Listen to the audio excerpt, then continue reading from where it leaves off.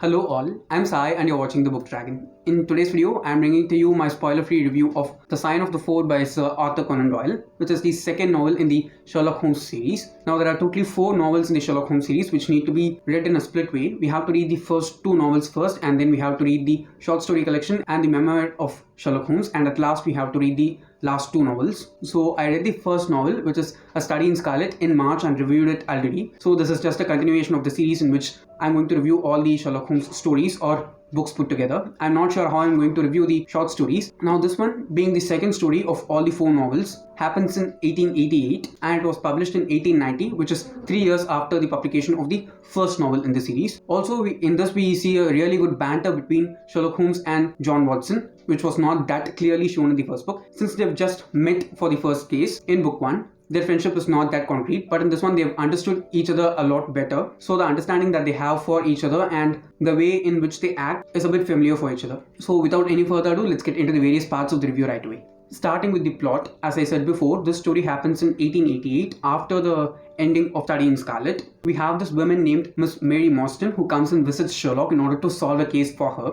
And the case is that 10 years back, her father, who's Mr. Morstan, who has been serving in the British Army in India during the colonization of our country, has gone missing. He has actually said that he'll be returning to his daughter and they'll live together. But on that particular day when he was supposed to arrive, he did not arrive, and there has been no clue for his existence ever at all in these past 10 years. There's also been this weird thing that has been happening to Miss Morstan, which is that there's this particular date during every year for the past 6 years when she has been receiving this big pearl, and it has happened for the past 6 years continuously. Miss Morstan also knows the name of one of her father's colleagues, so she lays out all these information in front of Sherlock so that he can help her find what has happened to her father. We follow both Sherlock as well as Dr. Watson working together in order to solve this mystery. Just as usual, Sherlock has a huge role to play in the story compared to Mr. Watson, and we get the story from the point of view of Dr. Watson itself, and it is a really refreshing one each and every time if you ask me. The first time it was a bit difficult for me to understand the voices of both the main characters, but in this one it was very clear. I was able to see what were the parts which actually involved Watson as the focus and what were the parts that actually involved Sherlock as the main focus. There is also this huge murder mystery which is solved by Sherlock, just as we saw in the first book itself, but in this one the murder mystery is a bit different and it doesn't involve a lot of scheming and planning as we saw in the first book. Another thing which I liked as a common thing between the first and second novels is that a huge chunk of the main plot actually happens in the past, and the way in which the author narrates this definitely adds a heightened sense of quality for the story as a whole. Moving on to the characters, we focus mainly on Sherlock, Watson and Mary Morstan alone. I also think Mary Morstan's character is going to occur in a lot more short stories and novels as we move further in the entire series, because according to the place and where she ends up with both of these partners is something which has a lot of potential to be explored further on in the series, and I'm expecting to see her a lot more in the future. Also, we didn't get a lot more traits of Mary Morstan which were expressed in this one, but I do think she's an intelligent woman because the way in which she lays out the case in front of Sherlock in order for him to grasp some of the information was really good. Though she doesn't have a major role in solving the case, her intellect is shown in the scene where she displays all the evidences and things that she has in her mind in front of Sherlock so that he can connect the dots together as she's not able to solve them. Also, the main 2 characters have developed a lot more in this one. The friendship between them and or the banter between them has made a lot more progress in this one. In the first book, it just seemed like 2 characters who met, and it just seems like one seems to trust the other and the other tries to be manipulating everyone around him. In this one, they looked a lot more like friends, actual genuine friends. Also, in the first book, Sherlock's character was so one-dimensional for me, okay? I did not expect to see a lot of his character in the first book as well, because there is a lot more to read in his entire story, and I cannot expect to see all of his layers in the first book itself. I did not expect much, but in this one I was able to see a lot more layers of Sherlock's character being revealed by the author for us in this one. For example, his sense of humor was something which I did not see coming at all. He has this very mild and subtle sense of humor that he doesn't use always. He uses that sense of humor really rarely at very particular instances, and also his human face of how he reacts to other people's feelings is also spread as nuggets here and there in the story. One other thing which I liked about the traits that were included for Sherlock's character was his habit of smoking cocaine, because it makes him a bit more human compared to just being a genius robotic human person. Okay, if I should quote Dr. Watson, I can say that Sherlock was more like an automaton in the first book, but in this one he felt a lot more human to me. The way in which he processes the different visuals that he sees and the way in which he solves solves a lot of things just by using his mind and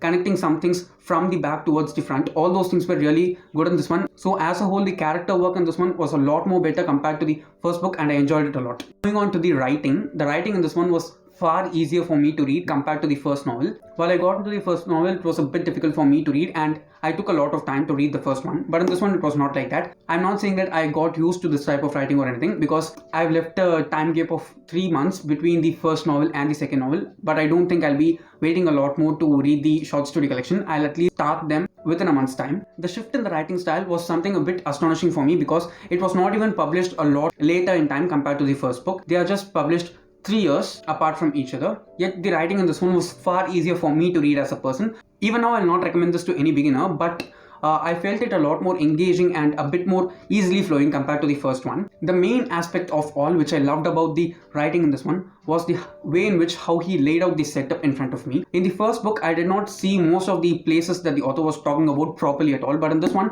it was so vivid for me. Each and every location that he talked about, especially Baker Street, and the way in which Sherlock handles all the things that are in his surroundings and how he sees the world, how Watson sees the world. There's this huge chunk of the story which takes place in the Thames River itself, and while he describes how the river is and how the banks of the river are, what are the type of settlements surrounding the banks in this river, and what are the types of people who actually live there and how they behave, how they talk, and what are the types of jobs that they do. All those things were really well laid out by the author. I was able to see the story happening rather than just reading it continuously. So that was a huge plus point for me personally. Just as I said before, a huge chunk of the plot actually takes place in the past, and this huge chunk actually happens in a really different geographical location compared to the location where the actual story is happening right now in the present of the book. And the way in which he describes that geographical location and its history along with the plot that he has woven was really interesting to read, as well as it was a complete page turner. At last, talking about the pacing in this one was faster compared to the first book, because everything that was happening continuously as the mysteries were revealed was completely making the plot progress in a really fast manner, and each and every mystery led to some other point in the plot which made the story a lot more interesting to read. I'm especially comparing this to the first story because that's the only thing that I've read apart from this one. In the first story, it felt a lot like the plot was drawn out a lot and we were spending a lot more time with just some characters who did not provide that much relevance to the story at all. But in this one, it's not like that. The cast of characters is a lot more big, and the help that Sherlock gets from different people is clearly shown to us. Yet it does not falter the pace in any way. It does not make the story feel slow or the thrill and mystery element of the book lag in any aspect at all. It was completely engaging and moving fast continuously. Talking about my rating for this book, I did not rate it 4 or 5 stars. I rated this one 3 stars only. But I'll say that it's mostly due to my own personal preference rather than the book's fault, because I'm a character-driven reader, and it seems like this series is going to be more of a plot-driven series as a whole. Since it's a mystery novel series or a mystery series as a whole, we have these 2 main characters only whom we focus on. I've read 2 stories which involve both the characters, but I'm not rooted to any of the 2 characters yet. But I do think I'll be rooted to both of these characters as we progress on towards the story, because the shift in the development of the characters from the first story to the second story itself has been a bit more huge rather than what I expected it to be. I think it'll be becoming a lot more concrete as we move further on in the series. So that's the only reason I rated this one 3 stars, because I'm not able to latch to either of the 2 main characters, and I do see it'll be coming on sometime in the future. But since it did not happen sooner than later, I rated this one 3 stars. Okay guys, that was my spoiler-free review of The Sign of Food by Sir Arthur Conan Doyle. I'll definitely be continuing on with this series as well as making videos for all the stories that are out there in the Sherlock Holmes collection. So yeah, that's it for today. If you did enjoy watching today's video, don't forget to give it a thumbs up and also share it to your friends. If you want to get more content from me, do subscribe to the channel because I publish new videos every Tuesday, Thursday and Saturday. Thanks for watching and have a great rest of your day.